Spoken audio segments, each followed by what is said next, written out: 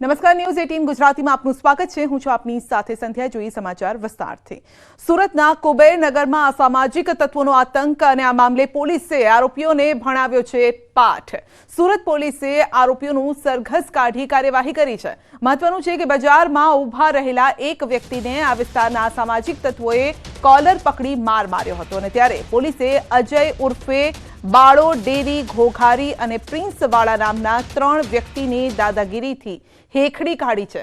તો સુરત ચોક બજાર પોલીસે આરોપીઓનું સરઘસ કાઢી અને પાઠ ભણાવ્યો છે।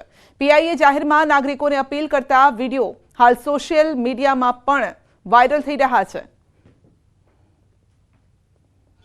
આ બેનને કાલે બબાલ કરેલી હતી, એના આરોપીઓ છે। આ જાગૃત નાગરિકે ફરિયાદ કરી એ બાબતે તુરત જ કાર્યવાહી કરેલ છે। આવા કોઈ લુખાઓથી ડરવાની જરૂર નથી, બરાબર। ગમે ત્યારે 100 નંબર અથવા તો ઇમિડિયેટલી પોલીસનો કોન્ટેક્ટ કરી શકો છો અને સંપર્ક કરી શકો છો। આવા બે કોડીના લુખા વાટોથી કોઈ ડરવાની જરૂર નથી। અમે તમારી સાથે જ છીએ। ખાલી 100 નંબર પર ફોન કરતી હો, બીજી જ મિનિટે પોલીસ આવી જાય, ખાલી ઇન્ફોર્મ કરો અમે, બાકી બધી ટ્રીટમેન્ટો અમે કરી દઈશું। અમે તમારા માટે જ છીએ।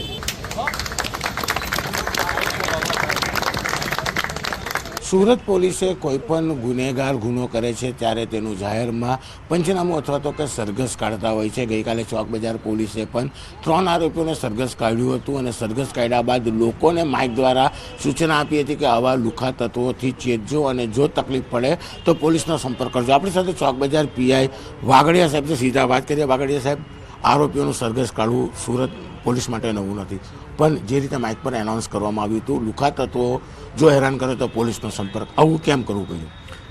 સુરતના ચોક બજાર જે વિસ્તાર છે તેમાં મેઇન માર્કેટ છે કે જેમ ચોટા બજાર છે તેમ પારસ માર્કેટ હોય છે। ત્યાં અસંખ્ય બપોર પછીના સમયમાં મહિલાઓ શાકભાજી તેમજ કપડાની ખરીદી કરવા આવતા હોય છે અને ત્યાં બહારના રાજ્યના ઘણા બધા લોકો રોજીરોટી માટે પણ આવતા હોય છે।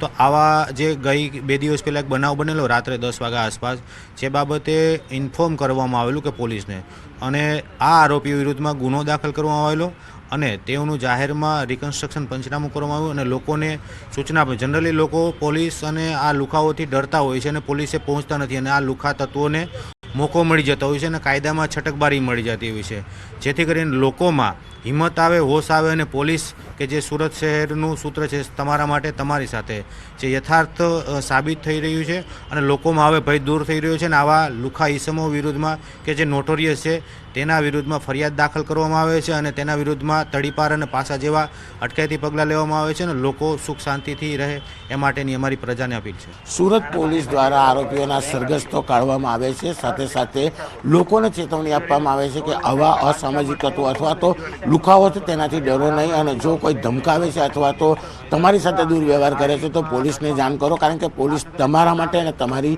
સેવા માટે છે। કેમેરામેન ભરત બ્રહ્મભટ્ટ સાથે કીર્તેશ પટેલ, ન્યૂઝ 18 ગુજરાતી, સુરત। તો હવે કાયદો ભૂલ્યા તો આ હાલ થશે, જોઈ લો। ભર બજારમાં વરઘોડો નીકળશે અને એમાં પણ ચાલવામાં ફાંફા પડી શકે છે। ટીવી સ્ક્રીન પર આપ જોઈ શકો છો કે કાયદો જે લોકો ભૂલ્યા હતા તેમનો શું હાલ થયો છે। એક તરફ દાદાગીરી કરી લોકો સાથે મારામારી કરનારનો વરઘોડો નીકળે છે અને બીજી તરફ સુરતના ઉધના વિસ્તારમાં 2 કિશોરી તથા યુવતીઓની સરાજાહેર છેડતી કરનારા બદમાશને 24 કલાકમાં પોલીસે પકડી પાડ્યો છે। 19 વર્ષનો યુવક આ વિસ્તારમાં ફરીને રોમિયોગીરી કરતો હતો અને તેની વિકૃતિ સીસીટીવીમાં પણ કેદ થઈ હતી। પોલીસને તેના મોબાઈલમાંથી પોર્ન ફિલ્મ પણ મળી આવી છે। આરોપીને સાથે રાખી પોલીસે સમગ્ર વિસ્તારમાં સરઘસ કાઢી અને છેડતી કરી હતી। ત્યાં પંચનામું ક્યાં છેડતી કરી હતી પંચનામું કર્યું છે। તો આ દરમિયાન 5-5 ફૂટના અંતરે યુવતીઓની છેડતી કરનારને એક ડગલું ચાલવામાં હવે ફાંફા પડી રહ્યા છે।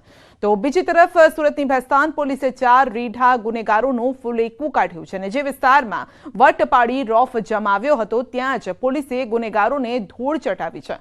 પોલીસની ઝપેટમાં આવેલા આ આરોપીઓ દ્વારા સામાન્ય બાબતમાં હુમલો કરવામાં આવ્યો હતો, જો કે આ શખ્સો ગુનાહિત ઇતિહાસ ધરાવે છે। તો ચારેયની સામે પહેલા પણ એક કરતાં વધુ ગંભીર પ્રકારના ગુના નોંધાયેલા છે. વટ પાડવા માટે પોતાના વિસ્તારમાં આ શખ્સો લોકો પર નાની બાબતમાં હુમલા કરતા હતા. જો કે પોલીસે તમામને દબોચી લીધા છે, બરાબરની સરભરા કરી છે. જ્યારે કે આ શખ્સોને પોલીસ તેમના જ વિસ્તારમાં લઈને નીકળી અને ત્યારે આરોપીઓને ચાલવામાં પણ તકલીફ પડી છે, જેને જોતા પોલીસે બરાબરનો પાઠ ભણાવ્યો હતો તેમ લાગી રહ્યું છે. તો એક વાત તો નક્કી છે કે કાયદો ભૂલ્યા તો વરઘોડો નીકળશે.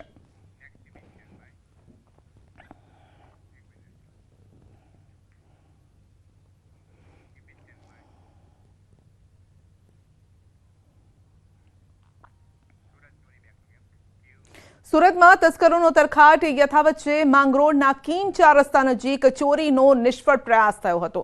સિલ્વર પ્લાઝા શોપિંગની એક દુકાનમાં તસ્કર ઘૂસ્યો હતો. દુકાનનું શટર ઊંચું કરી ચોરીના ઈરાદે ઘૂસ્યો હતો. દુકાનમાં સૂતેલ કારીગર જાગી જતા તસ્કર ભાગી ગયો. ચોરીનો નિષ્ફળ પ્રયાસ થયો. સીસીટીવી કેમેરામાં આ ઘટના પણ કેદ થઈ છે.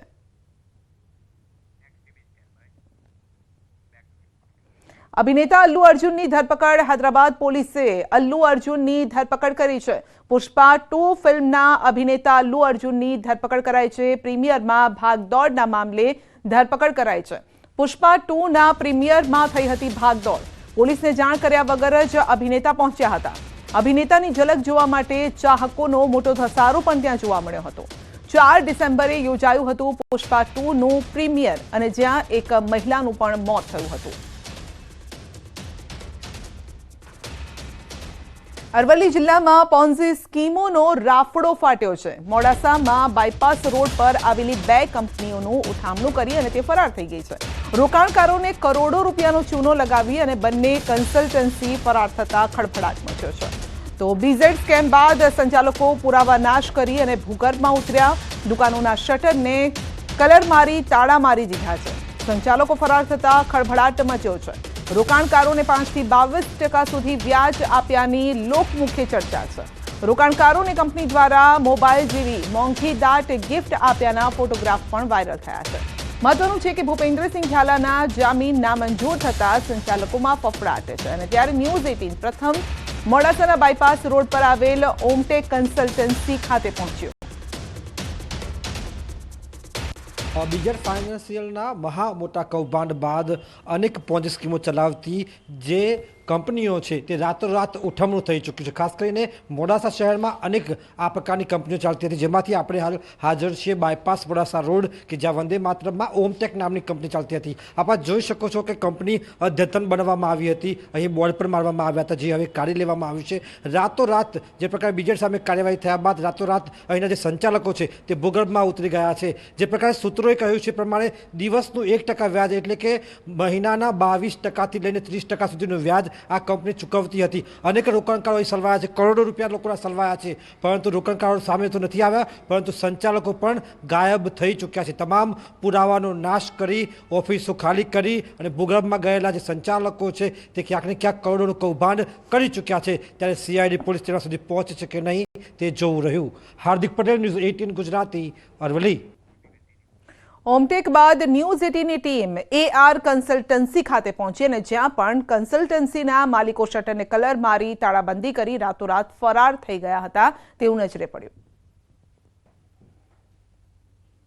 બીજેડના 6,000 કરોડના કૌભાંડ બાદ પોન્જી સ્કીમો ચલાવતી જે કંપનીઓ છે તે મોડાસા શહેરમાંથી પણ રાતોરાત ગાયબ થઈ ચૂકી છે. મારી તરફથી તમને જે બોર્ડ બતાવીશ કે જે પ્રકારે અહીંયા પહેલાં AR કન્સલ્ટન્સી નામનું બોર્ડ હતું, ત્યાં રાતોરાત કલર મારી અને તમામ જે પુરાવાનો નાશ કરી દેવામાં આવ્યો છે. એક આખી એજન્સી ચાલતી હતી. જે પ્રકારે સૂત્રો જણાવ્યું છે પ્રકારે કે અહીં જે બીજેડને જોડેથી જે છૂટા પડેલા જે વ્યક્તિઓ છે તેમના દ્વારા AR કન્સલ્ટન્સીની શરૂઆત કરવામાં આવી હતી, જે પેલેટ ચોકડી વિસ્તાર મોડાસા શહેરમાં ખાતે આવેલી છે. અને અહીંથી રાતોરાત તમામ જે દસ્તાવેજો છે તમામ દસ્તાવેજો લઈ અહીં બોર્ડ ઉપર કલર મારી દેવામાં આવ્યું છે, તાળા મારી દેવામાં આવ્યા છે. આમ પોતાની જે ઓળખાણ છે એ તમામ નાબૂદ કરી અને અહીંથી પલાયન થઈ ગયા છે. જ્યાં સંચાલકો ભૂગર્ભમાં ઉતર્યા છે ત્યારે રોકાણકારોના પૈસા તેમને મળ્યા છે કે નહીં તે પણ એક મોટો સવાલ છે. આ સંજોગોમાં CID ક્રાઇમ પાસે પણ જે તપાસની જે માંગ છે તે ઉઠવા પામી છે.